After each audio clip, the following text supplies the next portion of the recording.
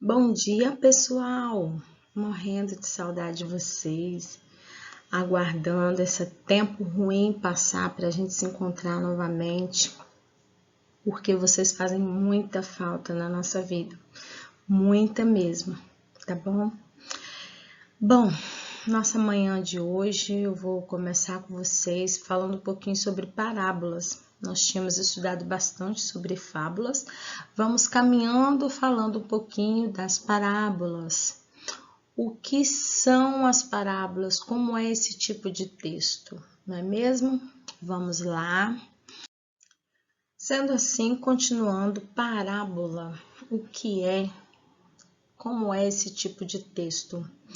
A parábola deriva do grego parabole, que é uma narrativa curta. É uma narração que se utiliza de situações e pessoas para comparar a ficção com a realidade e, através dessa comparação, transmitir uma lição de sabedoria, que é a moral da história. A parábola transmite uma lição ética através de uma prosa, de uma linguagem simbólica, levando sempre uma lição de moral ao leitor. Diferencia-se da fábula por ser protagonizada por seres humanos e é um gênero muito comum na Bíblia, que são as parábolas de Jesus. Então vamos lá. A parábola é um texto muito parecido com as fábulas em sua estrutura, na estrutura do texto, tá bom? Ela tem situação inicial, ela tem desenvolvimento, ela tem desfecho e um ponto muito comum entre as dois gêneros, no caso, é a lição de moral. Mas o que diferencia? Diferencia que a fábula, ela tem como personagem os animais e as parábolas os seres humanos. Então, a diferença entre elas é essa aí, mas é um texto realmente muito parecido. Tem até livros ou blogs e sites que a gente vê e confunde aí os dois gêneros, tá bom? Seguindo, eu vou dar um exemplo de parábola para vocês. Vamos lá. Exemplo de parábola. Esse texto ele se encontra no livro também, tá bom? A carroça. Certa manhã, meu pai, muito sábio, convidou-me para dar um passeio no bosque e eu aceitei com prazer. Após algum tempo, ele se deteve numa clareira e, depois de um pequeno silêncio, me perguntou: além do canto dos pássaros, você está ouvindo mais alguma coisa? Apurei os ouvidos alguns segundos e respondi: estou ouvindo um barulho de carroça. A carroça está vazia, disse ele. Perguntei a ele: como pode saber que a carroça está vazia se ainda não a vimos? Ora, respondeu meu pai, é muito fácil saber que uma carroça está vazia por causa do barulho. Quanto mais vazia a carroça, maior o barulho que ela faz. Tornei-me um adulto e até hoje, quando vejo uma pessoa falando demais, gritando no sentido de intimidar, tratando o próximo com grosseria inoportuna, prepotente, interrompendo a conversa de todo mundo e querendo demonstrar ser dono da razão e da verdade absoluta, tenho a impressão de ouvir a voz do meu pai dizendo: quanto mais vazia a carroça, mais barulho ela faz.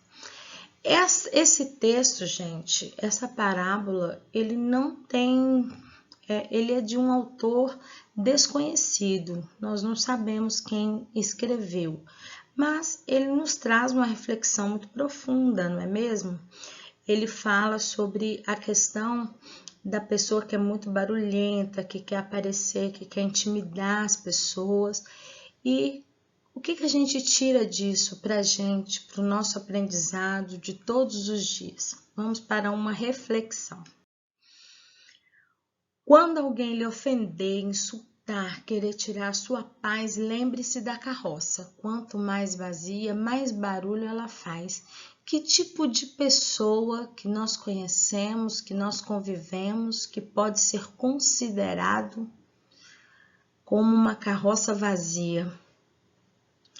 Qual é a diferença nesse caso? Porque no caso aqui, pessoal, a carroça ela tem a imagem simbólica de uma pessoa. Então, sendo assim, que tipo de pessoa é uma carroça cheia? O que a carroça cheia traz de diferente do que da carroça vazia nesse caso? O que tipo de coisas, de pensamentos, comportamentos, de estrutura que tem uma pessoa que nós podemos chamar de uma carroça cheia e uma carroça vazia, não é? Então, vamos lá, vamos seguindo. Aí, vocês vão fazer, no caso, uma atividade que está lá na página 18 e 19, que é Amigo de Verdade. Também é uma parábola muito linda, é um texto muito profundo que fala sobre amizade. É um texto maravilhoso. Hoje nós só vamos fazer a interpretação desse texto. Nós, então, interpretamos 3 textos, né, desse gênero. Nós temos lá no livro. Semana passada eu passei 2 e agora este que é o Amigo de Verdade. Então, o que vai acontecer? Eu vou colocar as respostas das 2 últimas atividades para vocês fazerem a correção no anexo do Alunos Book, no anexo da plataforma, e desse texto a gente faz semana que vem com a prática escrita. Tá bem assim? Então, vamos seguindo. Estamos todos juntos nessa situação, vamos todos ficar bem, vamos orar para passar depressa e a gente voltar logo para a nossa rotina de vir para a escola, de fazer as nossas coisas, de poder brincar, andar de bicicleta, abraçar os familiares, ver os avós, não é mesmo? Os amigos. E assim a gente termina a colaboração de hoje e aí semana que vem a gente continua a nossa aula. E aí não esqueçam de fazer a correção, tá bom? Das 2 últimas aulas no anexo da plataforma. Um beijão, até a próxima aula.